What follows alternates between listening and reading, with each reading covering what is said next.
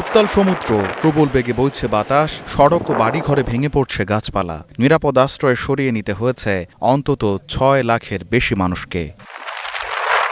ভিয়েতনামের মধ্যাঞ্চলের উপকূলীয় এলাকায় সোমবার আঘাত হানে টাইফুন কাজিকি। এতে ব্যাপক ক্ষয়ক্ষতির মুখে পড়ে আশপাশের একাধিক প্রদেশের বাসিন্দারা।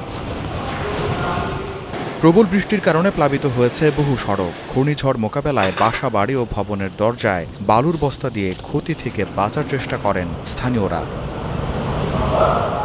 দেশটির আবহাওয়া কর্তৃপক্ষ জানিয়েছে, ঘূর্ণিঝড়টির বাতাসের গতিবেগ ঘন্টায় ১১৮ থেকে ১৩৩ কিলোমিটার রেকর্ড করা হয়েছে।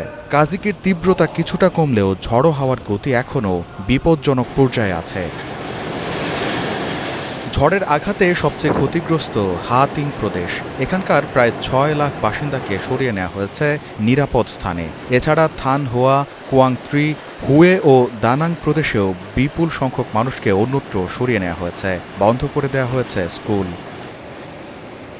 এদিকে ঘূর্ণিঝড়ের কারণে ভিয়েতনামের মধ্যাঞ্চলের ২টি বিমানবন্দর ও কয়েকটি ট্রেন সার্ভিস বন্ধ করে দেওয়া হয়। সড়ক যোগাযোগও বন্ধ রয়েছে হাতিং প্রদেশে। ভিয়েতনামের পাশাপাশি এই ঘূর্ণিঝড়ের প্রভাব পড়েছে চীনের দক্ষিণাঞ্চলেও। দেশটির হাইনান দ্বীপে প্রবল বৃষ্টি ও ঝড়ো হাওয়া বয়ে গেছে।